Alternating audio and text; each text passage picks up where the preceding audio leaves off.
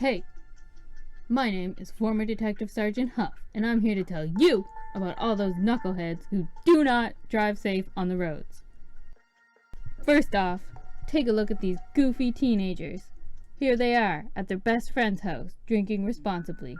And then, after just one beer, little Jimmy here decides he's gonna drive home. Now let's watch how he drives.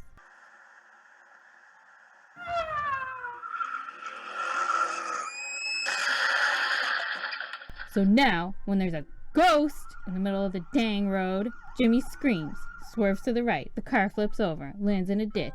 Now Jimmy's dead because he's an idiot baby who's afraid of ghosts. People, I can't stress this enough. See a ghost on the road? Just drive on through. It's like driving through a cloud, and the ghost won't even mind at all. Here's how it's done.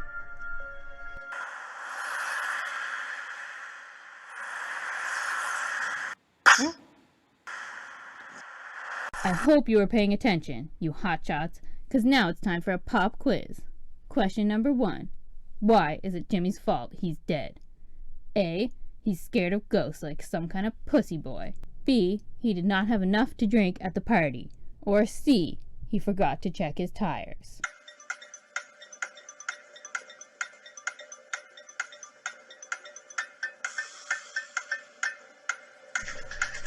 The answer is D. All of the above. Okay, that's it for today, you punks. This is former Detective Sergeant Huff, signing off. Just remember, if you're driving on the road, stay safe on the road. And we're back. Thank you, Detective Huff. Very informative as usual. Drive safe out there, ladies and gentlemen. As you are listening to Pete's Paranormal Potline, I'm your host, Pete Schwartz, coming at you live from Halifax Redux, a slightly different place than the OG Halifax where I'm from. Or who knows, maybe this is the OG Earth and I'm in the Bizarro-verse or whatever the fuck's going on. I don't know. I don't care. Neither should you. Alright. Tonight we're joined by a very special lady guest who's going to share a super creepy story with us. But before we get into that, I'd like to take some time to answer questions from callers. Ray, can you put the first caller through, please? Yeah, there are no callers, Pete. Show's not live. Hey, while I have the mic here, I should remind you that most of the people in this universe don't care about ghosts or paranormal stuff. At least not in the same way we did back home. You know what? I noticed the same thing watching that news story last night about the haunted restaurant. Ghosts are like really mainstream here, aren't they? Yeah. So people don't give a shit about ghosts. No, man, ghosts are nothing more than a common nuisance over here. Like raccoons going through your garbage. Oh, and for those listening at home, I should mention that Ray is himself a ghost. Right, yeah, I'm a dead guy, so I should know.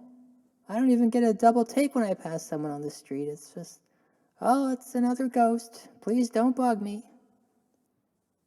It's like high school all over again.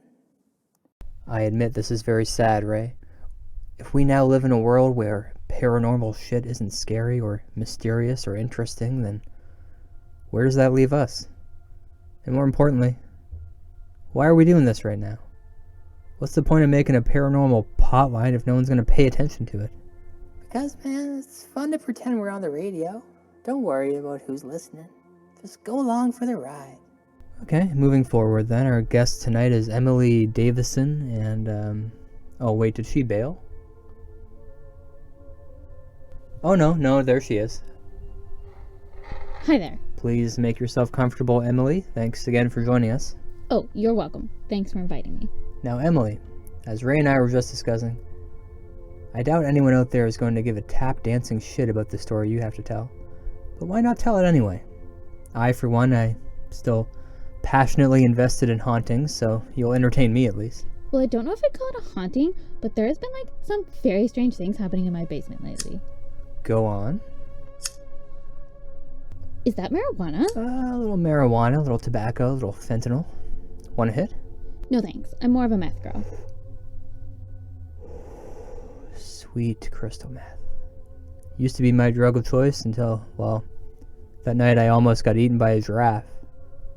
Look, like, do you want to hear my story or not? Oh, of course, sorry. Yeah, please continue. Okay, so it all started 2 weeks ago when we moved into Old Tanner Manor. It's like a rundown Victorian mansion that's been converted into apartments for students.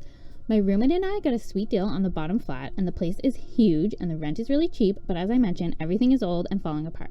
So our first couple nights in the house, we heard weird noises and creaky floorboards, but we figured it was just the people living above us, right? It's normal for an old house to make some noise every now and then. It's also normal for ghosts to make noises. Like, I'm a ghost, remember? Shut up, Ray. You're ruining the So story. now it's a week after we moved in, and I'm in the kitchen chopping veggies, and I just happened to look over at the door that leads to the basement, and I noticed it was open a crack, and I got a chill up my spine. So I closed the door right away and went back into the kitchen, and that's when I heard something heavy drop. It sent a vibration throughout the entire house, like someone had dropped a bowling ball on the cement floor of the basement. At first, I thought it was my roommate playing a trick on me, but she heard it too and came running down the stairs. And she's braver than me, so she went right for the basement door, but before she could put her hand on the doorknob, the knob started turning slowly, all on its own, so we backed away, terrified, and ran out of there. Are you afraid of ghosts, Emily? Not really, but see, I didn't think it was a ghost. I thought some psycho had broken into my house, like some serial killer or like my current boyfriend. I watch a lot of Dateline, and it makes me paranoid. Okay, so what's happened since then? Not much. We called the cops that night, and they searched the basement, and they did find the source of that loud bang that shook the house. It was a small anchor from a fishing boat that had somehow fallen off a storage shelf. An anchor, you say? Yes, the family that had lived in the house before us were like all fishermen. Our storage closet is still full of broken poles and nets and stuff. The cop said it was most likely just some old fisherman ghost, and at first I didn't believe him, but then I saw it for myself one day. As I was outside gardening, I looked in through the basement window and saw an old shirtless man carrying an anchor on his back.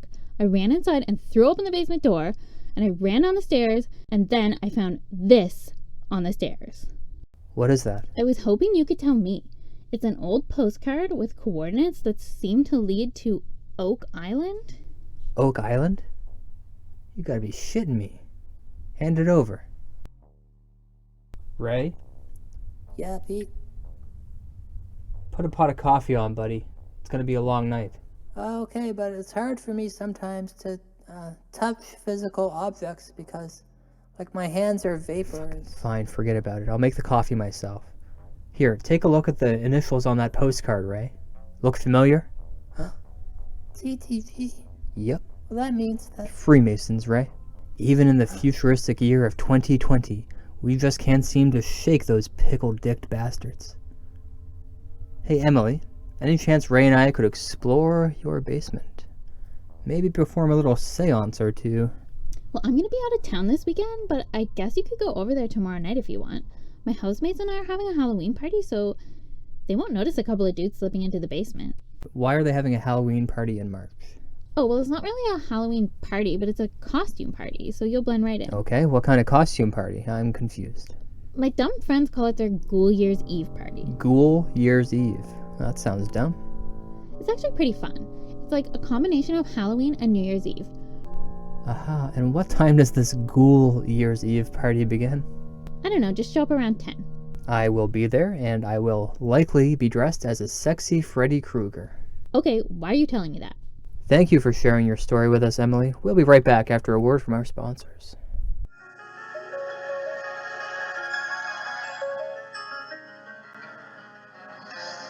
Break free and feel. Feel how splendid you are with the fragrance created by Gloria Vanderbilt.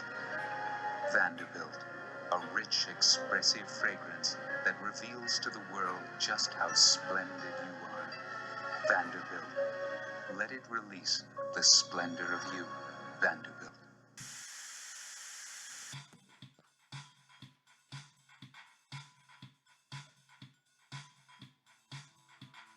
Alright, here we are now, approaching this rickety old house known as Old Tanner Manor. Lights are on in the house, and from the sounds of it, there's a Ghoul Year's Eve party happening, yeah. It's a real rager for these wasted Gen Zers. Look at all these dumb, sweaty kids, dressed up like barnyard animals, about to puke in each other's faces. Oh. Ooh, look at that hot girl in the flamingo outfit, right? Think I have a chance with her? I don't know, Pete, but I must say you look pretty sexy tonight for Freddy Krueger. Thanks, pal. You make a fine-looking ghost. Now we have two options. We could go inside, try to mingle with these kids, while stealthily making our way to the basement. Or we could just creep a little closer here. Look into the basement windows with my flashlight. Hey, Pete, maybe it's not such a good idea for us to be creeping around in the backyard with all these young, drunk girls hanging around. Oh, relax, Ray. We'll just grab a little brick and smash a little window. There. Okay, so Ray, I need you to climb in there, take a peek inside, and holla at me if you see a ghost. Yeah, but remember, Pete, I'm a ghost. We didn't have to smash a window. I could have just went through the wall. Sure, but what's the fun in that? Hey guys, it's present day Pete here, and that sound you just heard was the sound of my tape recorder running out of tape. That's right. So everything that happened after that point went unrecorded, which is a shame because we were just getting to the scary part. Now, because there's no documented proof, everything I'm about to say is gonna sound unbelievable, but hey, considering the crazy world we live in now, perhaps not. So, as the Ghoul Year's Eve party raged on, I slipped away and crawled in through the broken window. Ray's pale glow guided my feet as I dropped down onto the pitch-black basement floor. We spent a few minutes down there scouring around, ignoring the loud, drunken stomping above our heads. The basement was tidy and empty. In the center of the space was a stone well, completely dry and crumbling at its foundation. The shelves stocked up with old junk dating back to generations. Ray found an old can of something called Spooky Spaghetti that dated back all the way to 1975, which is coincidentally the same year he was born. It didn't seem relevant to the case, but we still begged it for evidence. And I must confess, I have since eaten this spooky spaghetti for lunch. Finding no trace of our dead fisherman, I clicked off my flashlight and threw up my arms in the dark. I was just about to give up on the mission entirely after several failed attempts to communicate with the spirit. There was nothing down there, or so I thought. A speck of yellow glistened in the far corner of the black space, winking at me. I clicked on my flickering flashlight and a curious object revealed itself to me.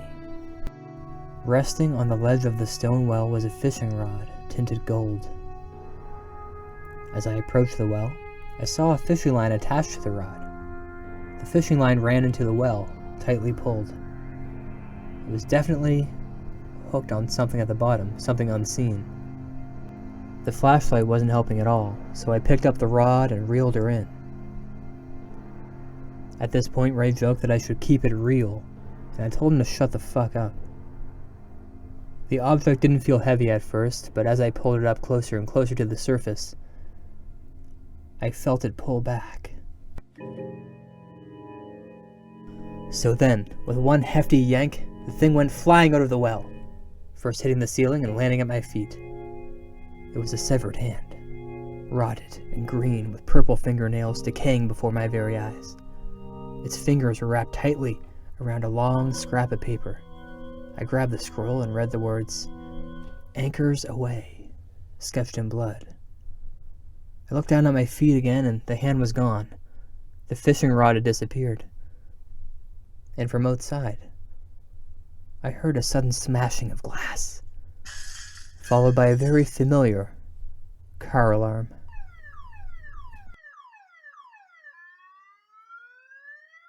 And by the time Ray and I creeped up out of the basement, there was a circle of young people around my car. I turned off the alarm and yelled at them until I saw the damage. My windshield was shattered by an anchor that had fallen out of nowhere. It was a small anchor, like the one Emily had described, but it hadn't crashed through the windshield entirely.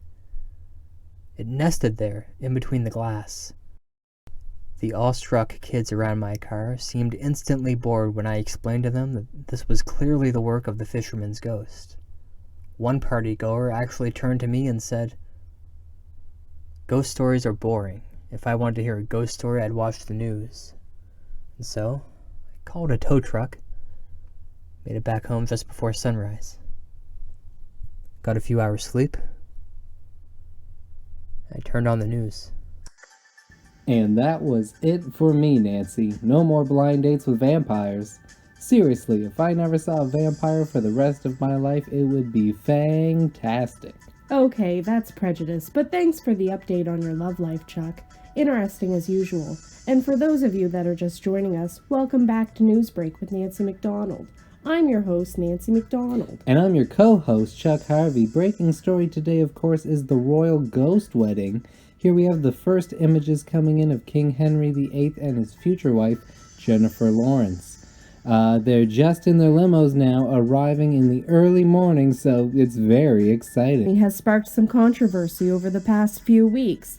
But hey man, love is love. Right, Chuck? I mean, Chuck would know more than anyone. He's always trying to hook up with ghosts. Haha, and it's harder than it looks. So hats off to J-Law, and we wish the new royal couple all the best. Time a long-dead member of the royal family turned heads with the high-profile wedding. Just last year, we covered the union of Dame Judi Dench and King K. Rool. Oh, what a glorious ceremony that was. And you know, I'm still bitter that I was on vacation when you guys were covering that. What the fuck? Ray? Hey, Ray. Yeah, what's up? Is King K. Rool, like, a real guy in this universe? Because in my universe, he's like the villain from Donkey Kong. Yeah, he was a real king in the 1600s, I think. He's not a real crocodile, though. He's a human man. And for some reason, the Donkey Kong Country games don't exist in this universe. They were never invented. Oh, okay. Hey, what's wrong, buddy? You seem a little down. What's the point? I mean, really, Ray, what are we doing here? We're lurking in the shadows, going out on ghost hunts. It's pathetic.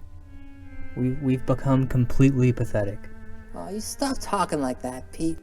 Sure, ghosts might be yesterday's trash in this world, but not to us. Ghosts are everything to us.